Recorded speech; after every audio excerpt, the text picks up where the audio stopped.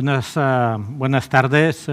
Primero de todo, agradecer a FUNSEAM la oportunidad que me da de poder contribuir a este simposio, 14º simposio, uno de los actos en materia de energía y medio ambiente más importante que hay en España, y que es un honor poderlo tener, como ya ha dicho nuestro presidente, en esta casa en Foment del Treball. Vamos a hacer la segunda mesa redonda, que la basaremos sobre los retos, las oportunidades, las responsabilidades que puede tener el sector privado y pueden tener las empresas frente al desafío del cambio climático, que evidentemente es una realidad.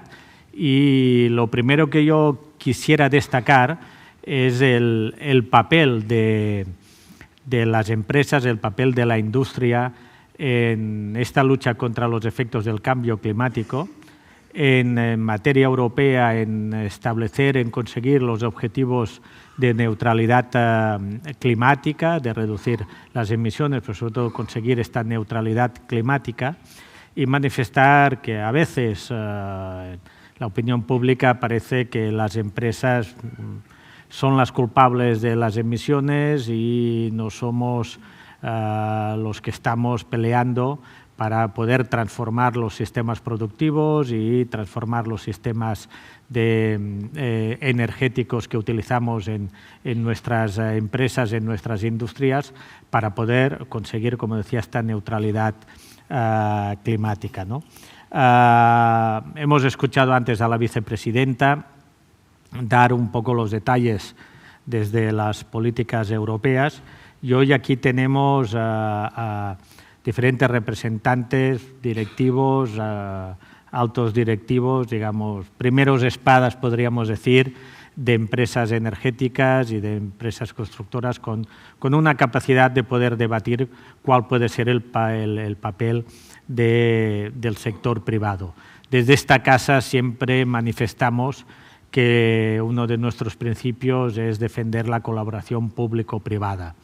Y en este ámbito, en el ámbito energético, en el ámbito de políticas ambientales, y más con la situación geopolítica hoy que nos encontramos, esta colaboración es imprescindible y es completamente necesaria.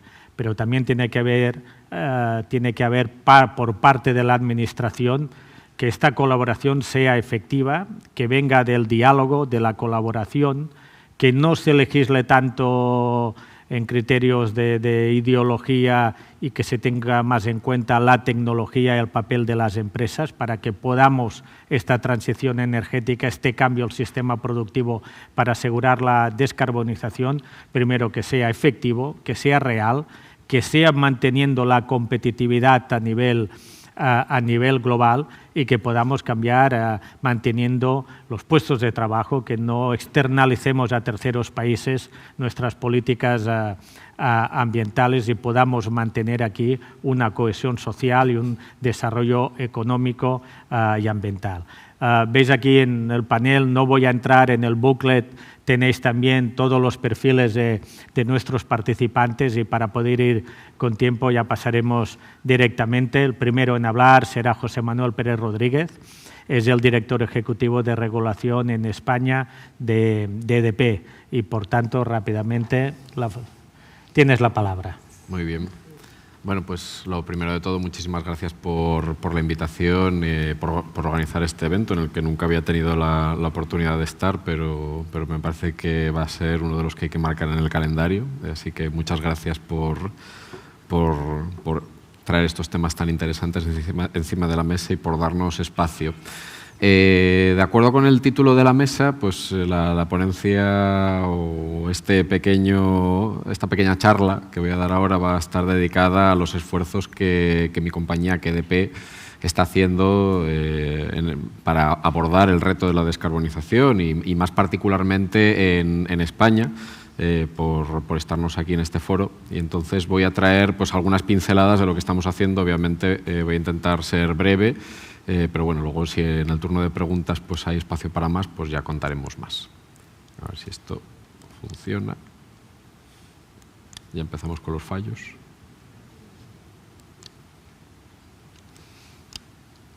Hay que apuntar hacia algún sitio.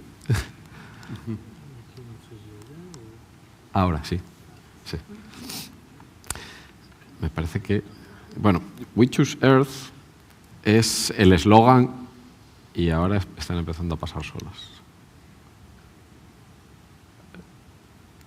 Bueno, el eslogan que acabamos de poner, We Choose Earth, es la declaración de intenciones que tiene mi compañía, ¿no? EDP pues, tiene como apuesta ir hacia la descarbonización total del sistema eléctrico y principalmente a través de las energías renovables. Y entonces este eslogan pues, está alineado con estos principios y con esta meta que queremos conseguir y que se alinea mucho pues, con el tipo de proyectos que estamos intentando diseñar. A ver si ahora tengo más suerte. EDP es una compañía que tiene una amplia presencia a nivel mundial, entonces tenemos la capacidad de realizar proyectos muy singulares de descarbonización, como un ejemplo que os voy a contar ahora mismo. Somos también uno de los principales operadores renovables a nivel mundial y en España particularmente pues tenemos una presencia bastante destacada. Va con un poco de retraso entre lo que digo y la slide, disculpad. Tenemos reconocimiento de diversos índices de prestigio en cuanto a nuestras políticas de sostenibilidad, lo que también nos da una capacidad adicional de poder atraer inversiones como las que queremos ejecutar de descarbonización. En España tenemos 4,6 gigavatios de capacidad instalada. Tenemos 53.000 kilómetros de red de distribución de electricidad. De esta capacidad instalada, la mayor parte es renovable ahora mismo, aunque tenemos todavía centrales térmicas que están en proceso de cierre o en diversos estadios, y precisamente en estas centrales térmicas nos estamos apalancando para el desarrollo de algunos de estos proyectos de descarbonización. Y también somos un actor relevante en cuanto a energía distribuida y acompañamos muy de cerca a nuestros clientes también en este proceso de descarbonización. Y ahora entrándome ya más en materia del tipo de proyectos que estamos diseñando, pues los podría clasificar tal vez en 4 ejes. Quizás el principal de todos y el que estamos dedicando nuestros mayores esfuerzos es el de arriba del todo, el de electricidad renovable. Estamos como os decía, somos uno de los principales players eólicos a nivel mundial. Hemos entrado con fuerza en solar también. Estamos presentes en autoconsumo, en diseñando soluciones específicas de autoconsumo eléctrico para consumidores. Hemos entrado también en el negocio del hidrógeno renovable y aquí añadiría también la coletilla del calor renovable, por incluir otros vectores energéticos renovables que son necesarios para complementar donde la electricidad no puede llegar.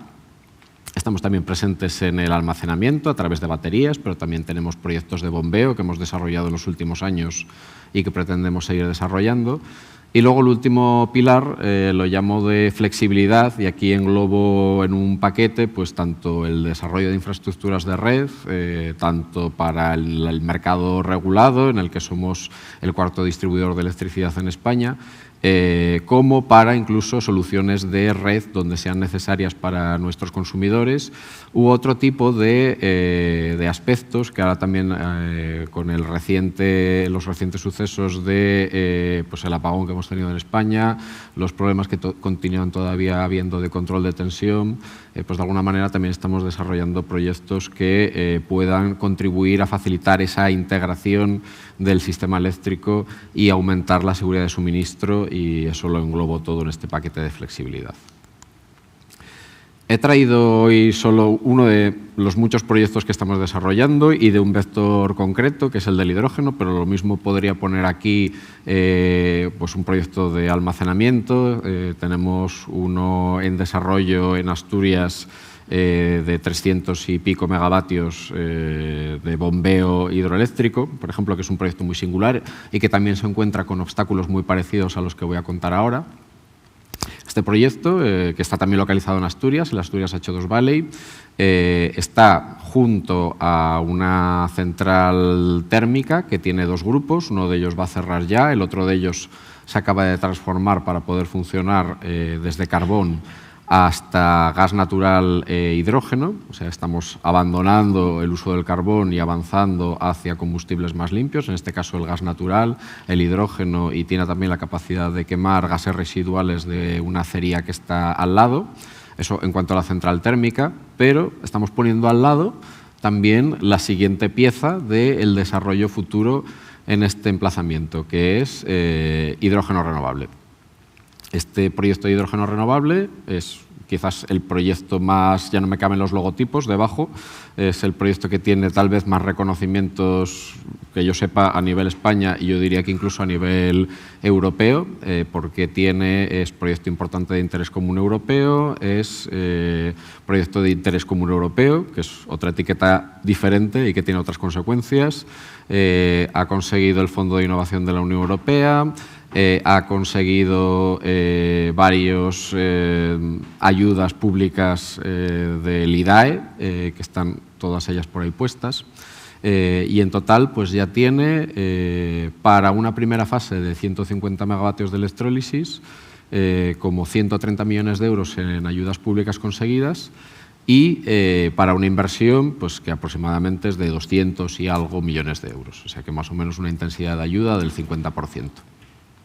Estos primeros 150 megavatios ya están en la fase de ready to build, o sea, ya tenemos acceso a la red, ya tenemos permisos ambientales, ya tenemos al proveedor de los equipos ya prácticamente seleccionado, o sea, ya está prácticamente cerrado, muy avanzado, pero el proyecto no termina de avanzar.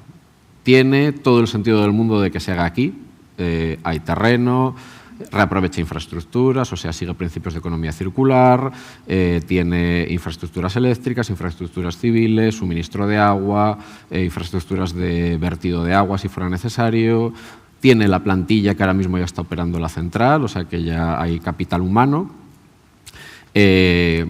Podría potencialmente, parte de este hidrógeno podría ser incluso quemado para poder modular los excedentes en la central térmica. El ecosistema del que está rodeado también es muy facilitador, tiene el puerto al lado, tiene tal vez cerca los consumidores industriales de los de mayor tamaño de España, acerías, cristal, cemento, un tipo de industrias muy variados, no tiene una refinería, eso sí que está siendo un problema, que sería ya que tal vez lo que le falta. Y encima también está siguiendo principios de transición justa, o sea que digamos está siguiendo todas las políticas y todas las metas y todos los principios para ser un proyecto que tendría que ser exitoso. Y sin embargo, pues el proyecto no termina de avanzar. Y no hay una única razón por detrás de que este proyecto no tome su decisión de inversión. Hay varias razones. Y yo las clasificaría un poco en las que pongo en esta slide. Lo mismo que este proyecto se encuentra con dificultades, ya os digo que podría poner cualquier otro de los proyectos que sean un poco singulares y en los que nos estemos ahora mismo en desarrollo, como uno de bombeo. Tenemos metas de política energética que son muy ambiciosas, efectivamente, esto lo cumplimos, no tenemos ninguna queja. España tiene una meta de 12 gigavatios de capacidad de electrólisis para el año 2030, esto está en el Plan Nacional Integrado de Energía y Clima. Este proyecto es de tan solo, entre comillas, de momento en una primera fase 150, o sea que tendría que caber perfectamente. Lo que nos falta tal vez es medidas e incentivos regulatorios duraderos, estables, en los que podamos confiar, sobre los cuales se puedan construir acuerdos a largo plazo, que esos pues en estos momentos todavía faltan. No hay una directiva europea, para este caso concreto de este proyecto de hidrógeno, en el que te dice cuánto deberían ser los objetivos que adopte cada país en cuanto a adopción de hidrógeno renovable y cuáles son el tipo de medidas que se podrían tomar en marcha, pero pues aquí todavía, aunque esta directiva tendría que estar traspuesta desde mayo, pues todavía no está. Y sin embargo, pues este proyecto evidentemente está ready to build, pero tiene caducidad. Es un proyecto que las ayudas tienen una caducidad, el acceso a la red tiene una caducidad, los permisos ambientales también, y la ventana para su realización, a pesar de que hemos recibido todas las señales de política energética para desarrollarlo muy rápido, su ventana es finita. Y va a ocurrir con este y con tal vez muchos otros proyectos singulares de descarbonización en España que, por falta de alineamiento entre la regulación y las metas de política energética, pues tal vez haya que reformular porque se puede caer, existe un riesgo importante de que este proyecto se caiga. Al fin y al cabo, todo eso se traduce en que, a pesar de que existen muchos compradores interesados de este producto, pues ninguno de ellos se termina de comprometer a adquirir el hidrógeno renovable, porque no existe, como decía, una regulación estable con principios de seguridad jurídica bien claros que le dé confianza a este tercero para comprometerse a adquirir un producto que no se sabe muy bien todavía qué consecuencias va a tener esa adquisición durante 10, 15 o 20 años. Y eso es la única manera en la que, bajo ese principio de confianza, se pueda tomar la decisión de inversión. Obviamente, todo esto también, en este proyecto igual no es la dificultad, por lo menos en la primera fase, pero los proyectos de descarbonización se encuentran con otra dificultad grande adicional, que es la infraestructura. Un proyecto así necesita infraestructura eléctrica, tal vez necesita también infraestructura gasista, ¿por qué no?, para poder facilitar vías de evacuación del producto. Y tampoco existen las señales apropiadas para que los operadores de la red puedan facilitar el despliegue de este tipo de proyectos. No hay una planificación. Los procesos de planificación eléctrica y gasista en España son de hace muchos años y no están adaptados a la situación actual.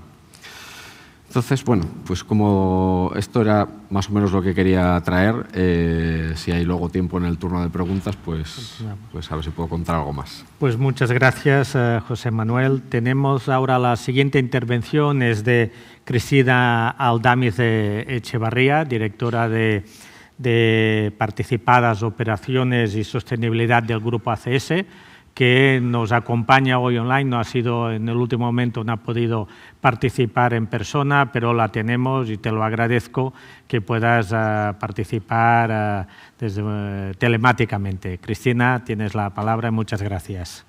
No, muchas gracias a vosotros. Buenos días a todos.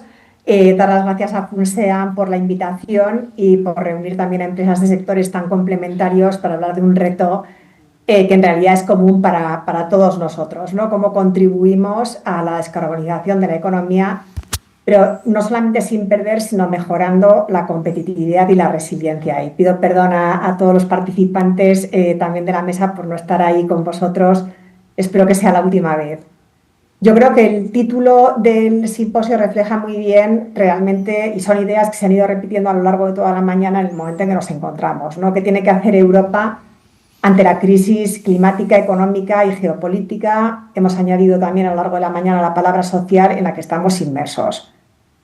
En este contexto, todas las decisiones en torno a la transición energética, a las estrategias de mitigación del cambio climático, más que nunca deben ser abordados desde la credibilidad, el rigor. Yo tengo un background financiero, voy a insistir muchísimo en la medición de los impactos financieros, la competitividad, sin lugar a ninguna duda, la seguridad y la continuidad de los negocios. Entonces, yo antes de entrar a definir y concretar las decisiones y estrategias en materia en esta materia de ACS, quiero un poco repasar el contexto europeo, ¿no? Pongo en la presentación que nos enfrentamos a 3 retos que en realidad se pueden resumir en esos 2. Empujar la descarbonización para responder a una crisis climática que existe, pero a la vez fomentar la competitividad que es necesaria siempre, y más en un entorno económico exigente, entendiendo el papel que tenemos en un contexto geopolítico incierto, ¿no? Decía también antes una persona que nos tenemos que asegurar que todas las políticas fiscales de industria energéticas,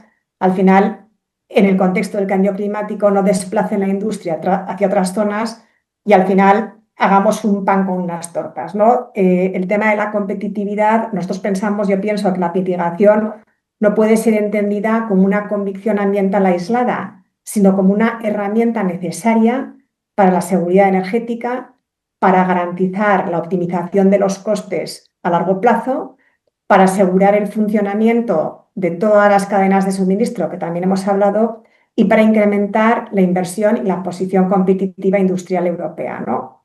En ese contexto, las empresas somos parte del propósito. Y ya no es una cuestión solamente de responsabilidad de cómo abordamos nuestra actividad, sino también al final de supervivencia, y por eso hablamos de competitividad. Si no somos competitivos no existimos, y si no existimos no podemos abordar las cosas de una forma responsable.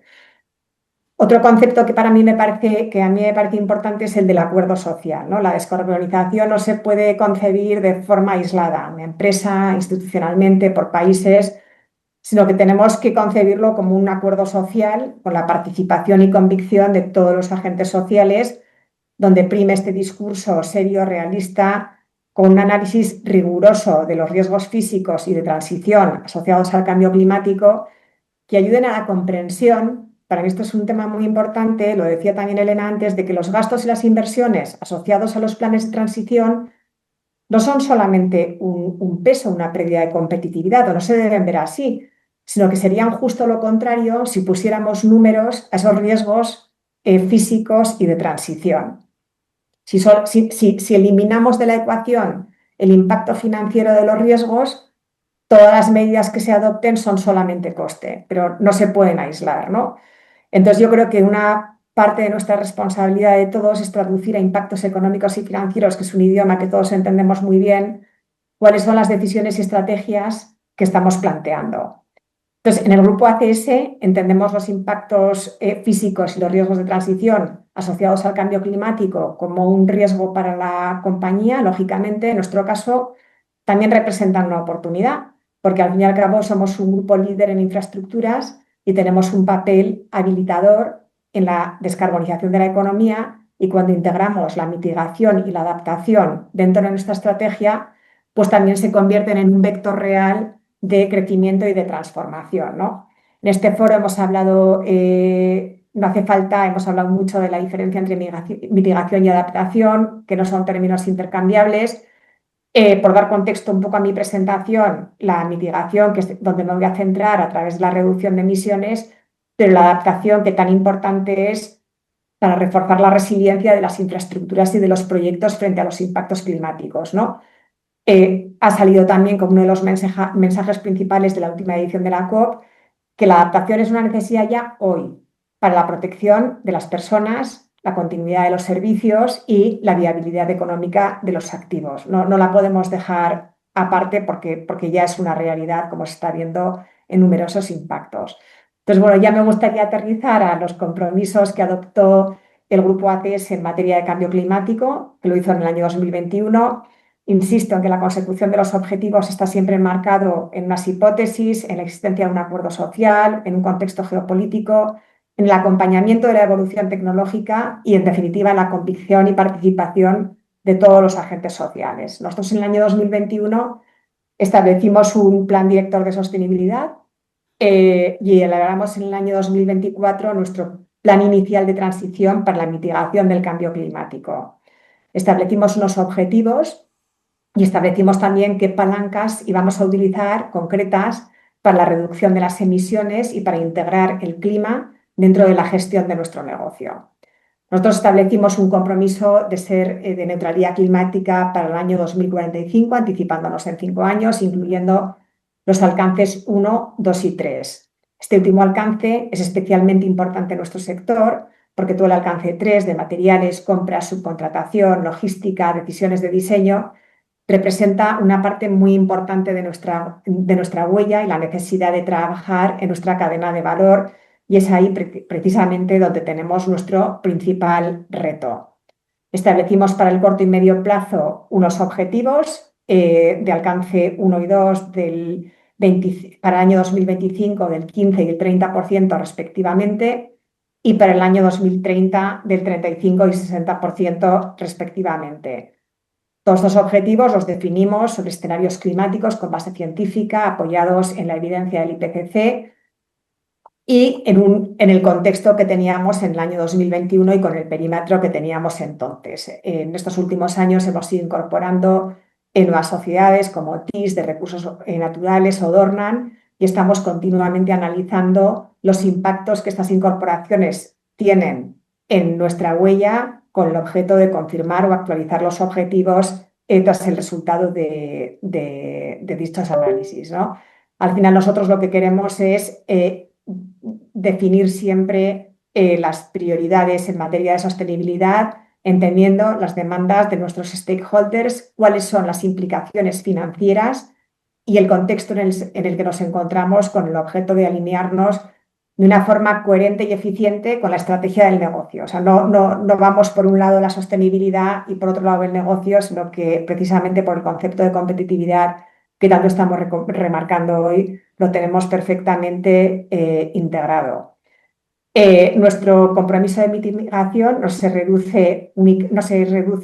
limita a reducir las emisiones, como decíamos, dentro de nuestra actividad. Incluye la contribución a la reducción de emisiones en nuestra cadena de valor, por ejemplo, mediante la compra de materiales más sostenibles, la valorización de los residuos, objetivos de mercado como el incremento de ventas en infraestructuras con certificación sostenible o requisitos equivalentes. Por ejemplo, a cierre de 2024, en Grupo ACS teníamos unas ventas de proyectos con certificación sostenible o requisitos equivalentes superiores a los 14.600 millones de euros. Si vamos a la estrategia, es decir, hemos visto los objetivos y cómo articulamos la estrategia para la consecución de los objetivos. Al final lo hacemos alrededor de 5 pilares, que son el plan de descarbonización, del que hablábamos anteriormente, con palancas de reducción por alcance y con foco en la cadena de valor, que tiene un peso muy sustantivo dentro de nuestra huella, siendo muy rigurosos en la medición de la huella, la innovación y la digitalización, que también hemos hablado bastante a lo largo de la mañana como palanca transversal y necesaria, la evaluación de los riesgos físicos y transición y los impactos económico-financieros que tienen, los tenemos que introducir dentro de la ecuación para no ver las medidas solamente como un coste y luego, en nuestro caso, sin lugar a dudas, evaluar los riesgos, pero también qué oportunidades tenemos asociadas. Voy a ir brevemente, para no extenderme un poco, sobre cuáles son estos 5 vectores y cómo lo estamos articulando. Tenemos multitud de ejemplos a lo largo de toda la compañía. Voy a ir muy breve para no extenderme demasiado. En emisiones directas, el plan se estructura de una forma muy operativa. Primero, reducir la demanda de energía a través de la mejora de la eficiencia en las oficinas, obras, procesos y equipos. Luego, sustituir energías y tecnologías intensivas en carbono, electrificación, cambios de combustible, sustitución de equipos fósiles. Y en paralelo, aumentar, por supuesto, el uso de energías renovables, ¿no? Y autogeneración a través de instalación de fuentes renovables en obras, centros fijos para autoconsumo y compra de energía verde. De momento no voy a ir a ejemplos, luego si nos da tiempo mencionamos alguno. En alcance 3 el foco lo desplazamos a donde está la mayor palanca en el sector, que es el diseño y la planificación, carbono embebido y operativo, circularidad y la eficiencia en la cadena de valor, en transportes, reciclaje de residuos, viajes y movilidad, con un apoyo muy importante en la formación y en la sensibilización para empleados y para proveedores. Ser ambiciosos en alcance 3 exige 2 cosas importantes, que son la medición, tener inventarios armonizados, factores de emisión consistentes y criterios alineados con nuestro protocolo, y palancas que sean capaces de movilizar a nuestros contratistas y a nuestros proveedores y a nuestros subcontratistas. Esto, si no, sería inviable realmente. En cuanto a la rigurosidad de la medición, pues lógicamente si no tenemos datos no podemos gestionar lo que estamos haciendo, con lo cual este año, por ejemplo, hemos hecho un esfuerzo ímprobo en establecer un protocolo absolutamente detallado para que nos ayude a homogeneizar nuestra huella a lo largo de todo el grupo. Al final somos una empresa de cientos de sociedades con una actividad en más de 35 países, diversidad de negocios, y entonces también nos hemos centrado mucho en asegurar que tenemos una huella homogénea y que podemos realmente gestionar. Hablábamos de innovación y digitalización como palanca transversal para mitigar y operar con resiliencia. sin perder competitividad, y para ello hemos introducido herramientas digitales y de inteligencia artificial para optimizar equipos, consumos, planificación y soluciones. La evaluación de los riesgos físicos y de transición, lo decían antes, estos riesgos existen, tienen impactos económicos, los tenemos que meter dentro de nuestros planes estratégicos, porque si no nos estamos dejando la mitad de nuestro plan sin analizar.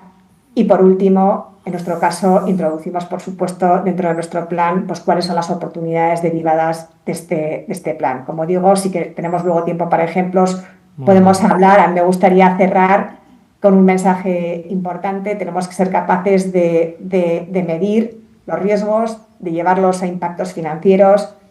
Con ello, todas las palancas que estamos poniendo encima de la mesa tendrán muchísimo más sentido y se verán como una herramienta de competitividad. Para nosotros el clima es un riesgo, es una responsabilidad y es una oportunidad, y en ese sentido estamos trabajando. Muchísimas gracias a todos. Muchas gracias, Cristina. Pasamos rápidamente a Maite Nonay, directora de Estrategia y Planificación de Enagás, con un apunte. No sé si ha sido José Manuel, pero el ordenador no pasa, con lo cual tienes que ir pidiendo siguiente para ir pasando la presentación. Perfecto. Gracias. Bueno, pues muchísimas gracias, Salvador, y un honor estar aquí en FUNSEAN en su simposio anual, que este año nos invita a reflexionar sobre Europa en un momento crítico en el que avanzar en la transición energética es absolutamente necesario, no solamente para hacer frente a esta crisis climática que nos encontramos, sino también para hacer frente a los desafíos económicos y geopolíticos que se han comentado a lo largo del día. Yo voy a daros la visión de las infraestructuras energéticas. Enagás, por hacer un breve apunte antes de pasar a la presentación, es una empresa de infraestructuras energéticas con más de 50 años de experiencia, líder en el desarrollo, operación y mantenimiento de infraestructuras de gas, que centramos nuestra actividad en España, donde tenemos 6 de las 7 plantas de regasificación que complementan las 8 que tenemos a nivel mundial, y en este sentido quiero hacer el apunte que España es puntera en capacidad de regasificación, la 5ª del mundo, por detrás de países como Japón, Corea, China e India. Y eso es gracias a las infraestructuras que tenemos y que en parte gestiona Enagás. Tenemos 11.000 kilómetros de ductos de alta presión y también 3 almacenamientos subterráneos que aportan seguridad de suministro y 6 conexiones internacionales. Somos el transportista de la red española de gas, también somos el gestor técnico del sistema gasista y el operador, el responsable transitorio del sistema de garantías de origen de gases renovables, y desde diciembre del 23 somos también el HTNO provisional, el gestor provisional de la red de hidrógeno futura de España, lo que nos obliga o nos emplaza a tramitar o a desarrollar los proyectos de interés común europeos en el ámbito del hidrógeno y a representar a España en la red de asociaciones europeas de hidrógeno. Yo me voy a centrar, como digo, en los proyectos que estamos desarrollando a nivel estratégico, y para ello me gustaría poner en contexto, que ya se ha puesto aquí, cuál es la principal condición de contorno que tenemos todas las compañías, también Enagás, para fijar nuestras estrategias. Esta condición de contorno es la política energética, y la política energética, como ya se ha comentado aquí, que tiene unos objetivos muy ambiciosos. Europa fue el primer continente en fijarse un objetivo de neutralidad climática en el 2050. Para ello tiene un plan a medio plazo, que es un plan a largo plazo, que es el Pacto Verde Europeo, y una serie de propuestas regulatorias e iniciativas estratégicas para conseguir acometer una transición energética basada en energías renovables. Energías renovables eléctricas y no eléctricas, moléculas. Sabemos que no puede todo acometerse con electricidad. La electrificación es la primera vía de descarbonización cuando sea posible, pero si analizamos las tecnologías y las alternativas que tiene nuestra industria y nuestros sectores productivos, podríamos llegar al 2050 con un índice de electrificación de más del 53%, muy superior al que tenemos ahora, que es inferior al 25% en toda la economía, con una electrificación muy importante en la industria, que a día día de hoy es superior al 30% y que podíamos conseguir el 60%, pero no llegamos a descarbonizar la matriz. Igual en el transporte. En el transporte, aunque pasáramos del 1% actual de electrificación a más del 30% en 2050, seguiríamos teniendo una necesidad de complementar esa electrificación con moléculas. Y esas moléculas son los gases renovables. Y ello queda de manifiesto en la política europea, que pone al hidrógeno como un vector energético fundamental para alcanzar la descarbonización. Y para alcanzar la descarbonización y la seguridad de suministro, quiero resaltar, como sabéis, REPowerEU fue una respuesta, se ha comentado esta mañana aquí, fue una respuesta sin precedentes de la Unión Europea y un punto de inflexión en ese impulso a la descarbonización. A día de hoy, y hoy justamente se acaba de publicar en el Diario Oficial de la Unión Europea el reglamento para prohibir las importaciones rusas. A día de hoy, en 2025, respecto a los niveles de 2021, tenemos un 76% menos de importaciones de gas ruso, debido a todas las políticas que se han puesto en marcha muy concretamente y muy especialmente las de diversificación de fuentes. Y un 88% menos de importaciones por tubería. Ahora mismo solamente queda una vía de importación por tubería a Europa, que es el Turkstream, por Turquía, y se han hecho una reconfiguración de flujos muy importantes, por cierto, también entre los que destacan aquellos proyectos en los que está Enagás, el Transadriatic Pipeline, que transporta gas desde Azerbaiyán a Europa, y también desde Grecia, que está dando seguridad de suministro a Bulgaria. Por lo tanto, muy importante el rol de las infraestructuras gasistas actual y futuro mirando en el hidrógeno. Y por eso, siguiente slide, me gustaría centrarme en los proyectos estratégicos que concentran el grueso de nuestra inversión. También estamos, y se ha comentado aquí esta mañana por Molins, en proyectos de captura de CO2 y transporte para transportar ese CO2 que será capturado en emisiones de proceso que no tienen otra vía de descarbonizarse y llevarlas a través potencialmente de nuestras plantas que visualizamos como plantas multimolécula a un almacenamiento permanente, pero como digo, el grueso de un pilar fundamental de nuestra estrategia se fundamenta en los proyectos de infraestructuras de transporte de hidrógeno. Tenemos básicamente dos proyectos flagship projects, son el H2Med, primero la infraestructura troncal de hidrógeno de Española, que llevará el hidrógeno de los puntos donde sea competitivo producirlo, porque hay electricidad y recurso renovable, a los puntos de consumo que necesiten descarbonizarse, y el H2Med, que consta de dos interconexiones internacionales, una entre Barcelona y Marsella, Barmar, y otra entre Portugal y España, Celsa. Estas interconexiones forman parte de un corredor y esta red troncal forman parte de un corredor mayor al que se ha hecho referencia también esta mañana a lo largo de las ponencias, que es el Southwestern Corridor, que contempla la parte de Haifen, que es un corredor que va de Francia a Alemania, y con Natran, y Hércules, H2 Hércules, que conecta con Alemania. Este corredor es fundamental para la seguridad de suministro y la autonomía estratégica europea. Nosotros lo estamos desarrollando, H2Med, con nuestros colegas TSEOs gasistas franceses, Terega, Natran, portugués, REN, y también con OIG, que es alemán. Y pasamos a la siguiente, por favor. Slide.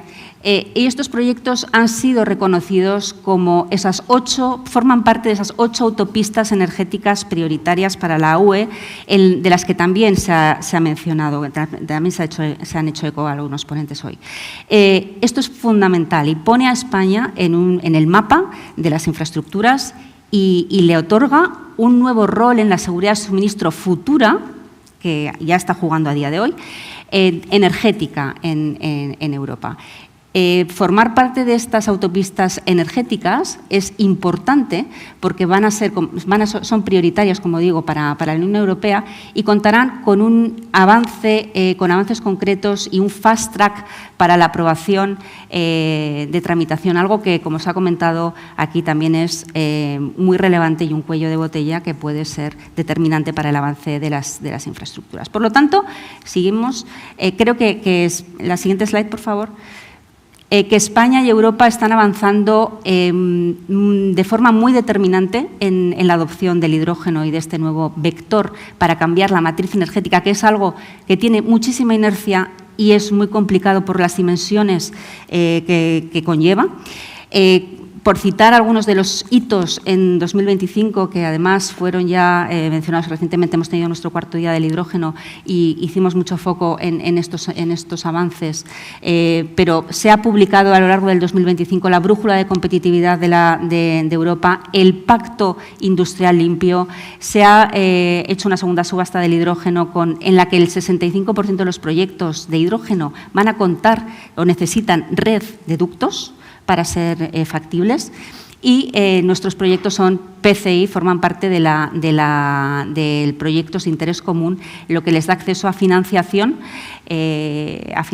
europea y también a una tramitación acelerada. Pasamos, en España también ha hecho avances importantes en la red 3 y en apoyar esos proyectos de electrólisis que van a desarrollar el mercado. En H2Med, que es las conexiones que van a conectar España con Europa, la península ibérica con Europa. Por comentar algunos hitos, hemos confirmado la viabilidad técnica con los estudios geofísicos de la conexión Barmar, que es una conexión submarina. Estamos avanzando con la ingeniería conceptual de las infraestructuras. Y en España, pasamos por favor a la siguiente slide, también hemos... No sé si pasa a la siguiente slide, pero bueno, también hemos avanzado de forma muy significativa con todo lo que es la tramitación y el avance técnico, avanzando en la ingeniería básica y en la ingeniería de detalle de algunos tramos. En este aspecto, en España, también se ha comentado hoy, creo que ha sido Beatriz Corredor, que pasamos a la siguiente slide, por favor, es una parte muy importante para cualquier empresa y en el sector energético, la dimensión social. Hemos lanzado el Plan Conceptual de Participación Ciudadana, que nos va a llevar a recorrer 13 comunidades autónomas y más de 550 municipios para identificar la sensibilidad social que tienen las comunidades, las empresas y los colectivos sociales a los proyectos que estamos desarrollando. Ya hemos avanzado en buena parte en 8 comunidades autónomas y tenemos un respaldo institucional y un fuerte apoyo de la industria para hacer estos proyectos realidad. Por último, me gustaría dejar una serie de conclusiones y pasamos a la siguiente slide. Bueno, son los hitos previstos en el 2026. Vamos a seguir avanzando en el plano técnico, regulatorio y comercial. También me gustaría destacar que estamos con la alianza H2Med intentando crear acuerdos comerciales para que estos proyectos sean una realidad. Y pasamos ya a la siguiente slide, no me quiero extender y si no ya comentaremos en el turno de preguntas más los retos a los que nos enfrentamos, que no son menores, pero básicamente yo quería transmitirles la idea de que la emergencia climática y la apuesta europea por la autonomía estratégica nos exigen acelerar el despliegue del hidrógeno verde. Los proyectos de infraestructuras están avanzando en toda Europa, en Alemania estamos viendo avances muy relevantes, Países Bajos y en todo lo que es el corredor del suroeste. La red troncal y H2Med avanzan, son proyectos reales y estamos avanzando con pasos concretos y decididos para tenerlos en marcha en las fechas previstas. Y junto a toda la cadena de valor española, pues Enagas está comprometida con la descarbonización y la seguridad de suministro del sistema energético español y seguiremos cumpliendo el calendario establecido para hacer realidad este futuro. Gracias. Gracias, Maite, y doy la palabra a Antonio de la Torre, director de Estrategia Corporativa de Repsol. Buenos días a todos. Muchas gracias a FUNSEAM y al Foment del Travel por la invitación, por contar con Repsol en este evento. Como Laia y yo somos los únicos que nos interponemos con la comida, anticipo que son 5 páginas más esta, ¿no? Para ir, y que hay muchos gráficos. No, bromas aparte. Repsol produce energía, y produce energía renovable y no renovable. Lo importante es que esa energía no renovable cada vez sea más descarbonizada. Pero Repsol transforma energía primaria que no es energía final, y la transformamos esencialmente en España, en Portugal y en Perú. Y Repsol comercializa energía, ¿no? y comercializa toda la energía que demanda la sociedad. Por eso el título de esta primera página. Por eso, y porque el lema de Repsol, después de haber evolucionado la marca el año pasado, es con toda la energía. El anterior era inventemos el futuro, pues los vinculamos los dos y nos ponemos a mirar hacia adelante. Si pasamos de página, hay que mirar el futuro, pero sabiendo dónde estamos. Y dónde estamos, pues me gustaría destacar algunos mensajes, ¿no? El primero es la situación actual. En el mundo, el 30% de la demanda primaria proviene del carbón y es mayor que la suma de toda la demanda primaria renovable. Si hablamos del consumo final de energía, ese elemento se matiza mucho, en Europa y en España, donde el carbón apenas supone el 10% en Europa y es insignificante en España, y el porcentaje que tenemos de demanda primaria renovable pues se acerca al 30-35%, con lo cual ya tenemos dos elementos de comparación relevantes. Si hablamos de consumo de energía, lo primero es que los 3 elementos que estamos comprando, el mundo, Europa y España, la electricidad no alcanza el 25%, último año disponible. Por tanto, tenemos que buscar en esta evolución del negocio de la energía pues distintas alternativas bajo un principio de neutralidad tecnológica.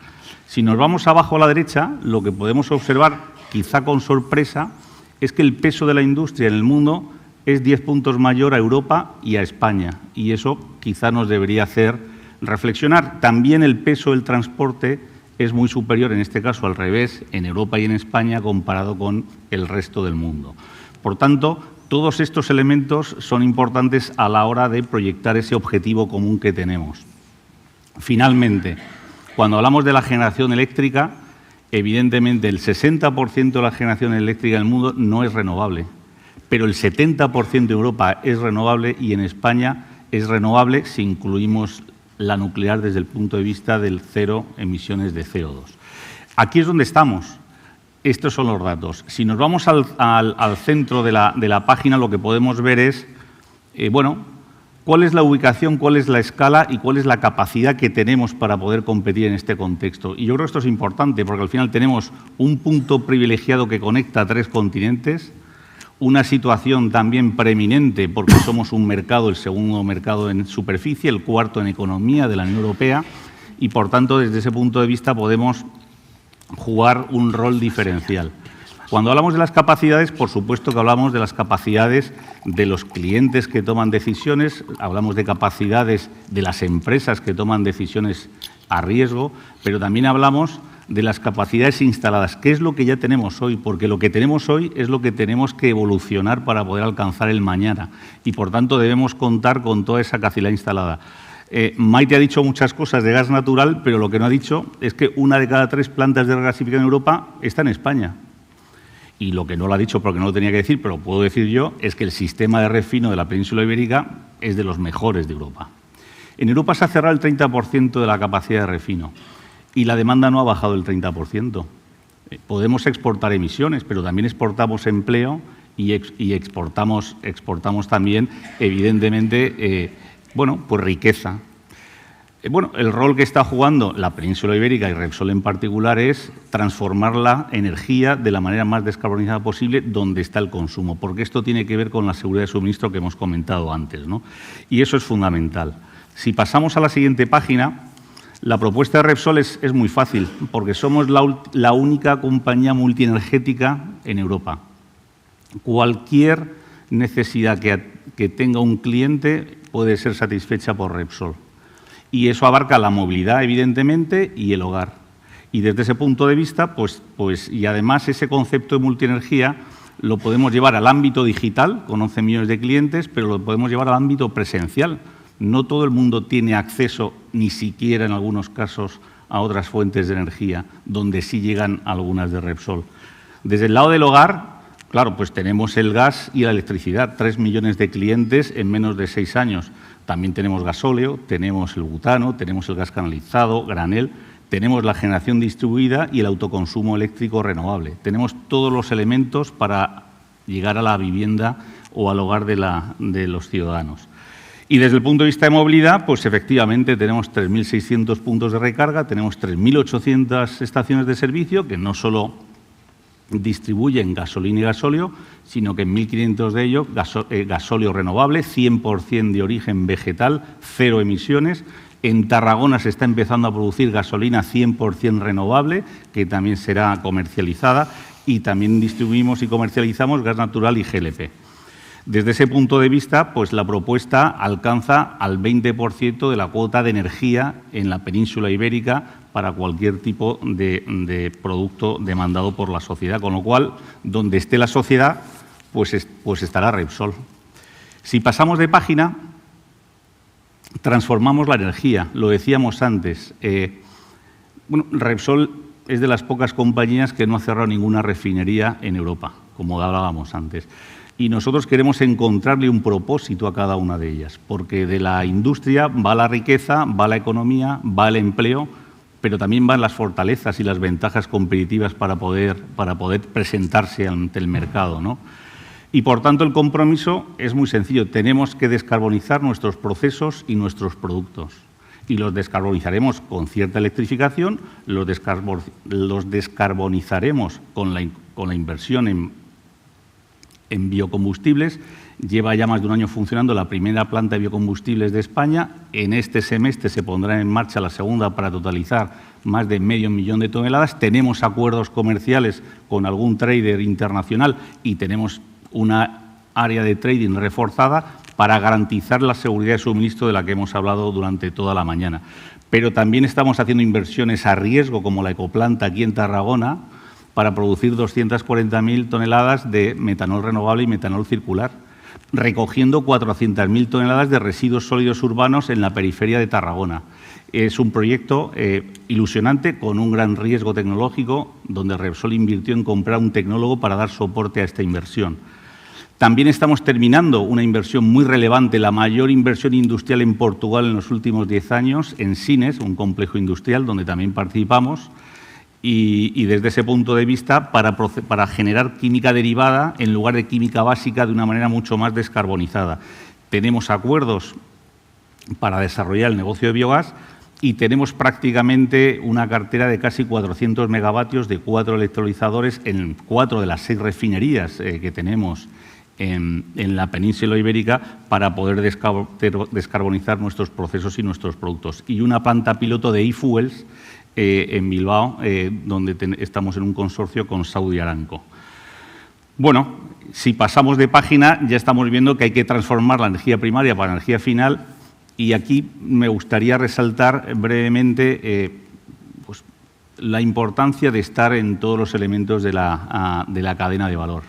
Lo hablamos esta mañana, porque la cadena de valor se está viendo sometida a muchos riesgos, y el estar solo en una parte y no en la mayor parte, al final es un riesgo incremental que tenemos que ser capaces de gestionar. Nosotros lo intentamos de esa manera, ¿no? Y, evidentemente, esto tiene un elemento diferencial que es garantizar la capacidad de suministro para atender las necesidades de nuestros clientes y reducir la volatilidad del negocio. La volatilidad del negocio surge cuando uno está en cada eslabón de la cadena y la regulación como tal no acaba funcionando por estos riesgos geopolíticos y de otro tipo que se están produciendo, ¿no? Por tanto, comercializamos el 60% de la producción de nuestros complejos industriales, ya tenemos garantizado producción propia para el 50% de nuestros biocombustibles con la segunda planta de biocombustibles que se va a poner en marcha en Puerto Llano en este primer semestre, y ya generamos la electricidad renovable para abastecer a nuestros 3 millones de clientes. Eso es una decisión estratégica que hemos implantado no en más de 6-7 años y que está dando mucho y buenos rendimientos.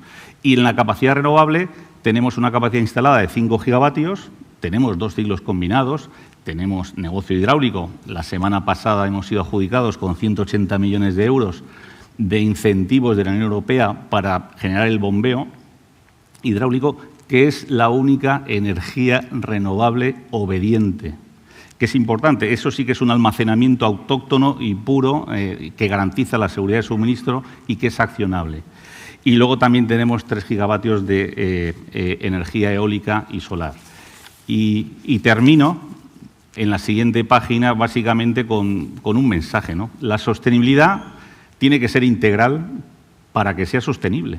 Y las dimensiones de la sostenibilidad integral evidentemente empiezan por el componente medioambiental y ahí pueden ver los objetivos que Repsol se ha trazado cara al 2050 y ya podemos anticipar que en el 2025, que era un hito importante de cumplimiento, vamos a alcanzar ese objetivo junto con muchos otros elementos que hay que monitorizar de conformidad con la estrategia de Repsol, pero también tiene que ser una sostenibilidad segura desde el punto de vista de seguridad de procesos y de seguridad de suministro, ¿no? Esa seguridad de suministro nos lleva al tercer elemento de la sostenibilidad, que tiene que ser industrial. Cuando hablamos de reindustrialización es porque ya asumimos que nos hemos desindustrializado, pues tenemos que recuperar ese concepto de industria, como antes comentaba Salvador, porque es muy relevante a la hora de poder traccionar áreas geográficas muy relevantes. Y la última, y no menos importante, tiene que ser económica, tiene que ser asequible. La ciudadanía tiene que visualizar que esta energía puede ser económica y asequible para ellos, para las empresas y para los países, porque los recursos públicos son los que tienen que ser más rentables porque se están en manos de todo, ¿no? Por tanto, desde el punto de vista de la neutralidad tecnológica, hay mucho camino que recorrer. Desde la posición de hoy tenemos que optimizar y reforzar todas las fortalezas que hemos ido construyendo en el entorno geográfico en el que nos desenvolvemos, diversificando las fuentes de energía desde el principio de neutralidad tecnológica para mejorar la competitividad y preservar una orientación integral de la sociedad y de la sostenibilidad. Gracias, Antonio. Pasamos rápidamente a Olaya del Río, directora de Sostenibilidad y Transición Energética de Moeve. Olaya, por favor. Muchas gracias, Salvador. Muchas gracias a FUNSEAM y a FOMEN por darnos este espacio de reflexión, yo diría en voz alta, que yo creo que todos lo hacemos en nuestras casas, pero además compartido, ¿no? Escuchándonos cómo las empresas estamos accionando palancas para avanzar ante el desafío que tenemos delante. Lo bueno de hablar en este turno último es que tengo 7 minutos, así que me voy a ceñir a eso y que además puedo un poco coger todo lo que ya hemos dicho, ¿no? E intentar tener esa reflexión compartida que decía. Si pasamos a la siguiente, yo creo que lo que está claro y lo que hemos escuchado en esta mesa y en las anteriores es que el marco no cambia y escuchábamos a la vicepresidenta Teresa diciendo, que me apunta aquí la frase, no abandonamos el camino, es decir, ese marco no cambia. Tenemos que actuar y tenemos que hacerlo ya. Y quizá el punto de inflexión en el 2025, en lo que a la sostenibilidad y transición energética se refiere, ha sido que tenemos que dejar de hablar de ambiciones y hablar de despliegue real, que creo que es lo que se ha escuchado en toda la mesa, ¿no? Y ese es quizá el punto de inflexión, pero la dirección sigue siendo la misma. Tenemos que hablar de la sostenibilidad y de la transición energética desde un prisma mucho más pragmático, en el que hablemos de los riesgos, en el que hablemos de esa viabilidad económica de los proyectos, en el que hablemos de seguridad energética y en el que hablemos de competitividad. Por lo tanto, el reto que tenemos delante pues, es hacer una transición energética que sea más realista, más industrial, lo comentaba Antonio, y más competitiva. Y quizá la buena noticia, que viene en la siguiente slide y que ya hemos adelantado, es que sabemos lo que tenemos que hacer como sector energético y ya lo estamos haciendo. Sabemos que si queremos descarbonizar la economía y queremos llegar a esas 0 emisiones netas, pues más del 50% de la demanda del consumo final de energía va a ser eléctrico, ¿no? Y eso lo tenemos claro y nos marca un camino. Pero también tenemos claro, y ya se ha comentado, es que la electricidad no llega a todas las partes. Y ahí es donde necesitamos alternativas que nos permitan descarbonizar ese conjunto en su totalidad. Estas son las moléculas verdes. Las moléculas verdes es las que nos van a permitir cerrar ese gap y llegar a esa neutralidad en 2050. Y aquí, en las moléculas verdes, es donde Moeve centra su estrategia fundamentalmente. Si pasamos a la siguiente diapositiva, de manera muy rápida y muy ágil, a mí lo que me gustaría es hablaros de ese despliegue, ¿no? Hemos dicho, tenemos que dejar de hablar de ambición, la ambición está, creo que ya lo hemos demostrado todas las compañías que estamos aquí, pero tenemos que hablar de despliegue real porque la transición se construye con hitos, se construye caminando. Y desde Moeve, ¿qué es lo que hemos hecho? ¿Qué es lo que llevamos haciendo? Llevamos 4 años transformándonos de manera profunda, hasta hemos cambiado el nombre, ¿no? Y lo hemos hecho pues, con ese objetivo de reorganizar toda nuestra cartera, de disminuir exposición en aquellas actividades que son menos estratégicas para nosotros y poner todo nuestro, o la mayor parte o la gran mayoría de nuestro foco inversor en aquellos vectores energéticos que entendemos van a redefinir el sistema energético del futuro. Y a los hitos, ¿no? Que decimos, vamos a hablar de despliegue real. ¿Qué estamos haciendo en el sector de las moléculas verdes, de esos nuevos vectores energéticos? Pues tenemos ya una capacidad de 1,1 millones de toneladas de biocombustibles. Biocombustibles que a día de hoy ya son capaces de descarbonizar sectores como el sector marítimo, como el sector aéreo, como el transporte pesado. Además, esperamos poder terminar el año con una capacidad adicional a la que ya tenemos a día de hoy de 500.000 toneladas de biocombustible, ya bien sea de combustible sostenible para la aviación, SAF, o bien de HVO 100 renovable para transporte por carretera. Además, también hablamos de hidrógeno, ¿no? Y aquí se ha hablado mucho de hidrógeno en esta mesa. Y de hidrógeno tenemos que hablar desde un punto de vista mucho más pragmático. Tenemos que hablar de rentabilidad de los proyectos. Tenemos que hablar de que hay que ir de la mano de socios, pero también de off-takers, ¿no? Que es uno de los grandes retos que adelantaba al principio de la mesa José Manuel. Aquí nosotros tenemos, el mayor proyecto para nosotros es el Valle Andaluz del hidrógeno verde. José Manuel nos hablaba de cubrir esa parte de Asturias, ¿no? Y nosotros nos vamos al sur de España, que ya el año pasado pues, recibió una ayuda de financiación europea de 303 millones para esa primera fase, ¿no? de este gran proyecto. Solo los proyectos más sólidos en términos de hidrógeno van a ser los que salgan adelante. Y también cubriendo, y ya me voy de las moléculas verdes, porque aquí ya hablamos de electrones verdes, lógicamente hay una parte de la demanda que sí puede ser cubierta y que es la manera más eficiente de hacerlo con electrones verdes. Y ahí Moeve está centrando su estrategia en la movilidad eléctrica, en las estaciones de servicio y con recarga ultra rápida. Hemos terminado el año con 280 puntos de recarga eléctrica ultra rápida en el conjunto de España y Portugal. Pues bien, todo esto de aquí que veis, bueno, vosotros lo veis allí.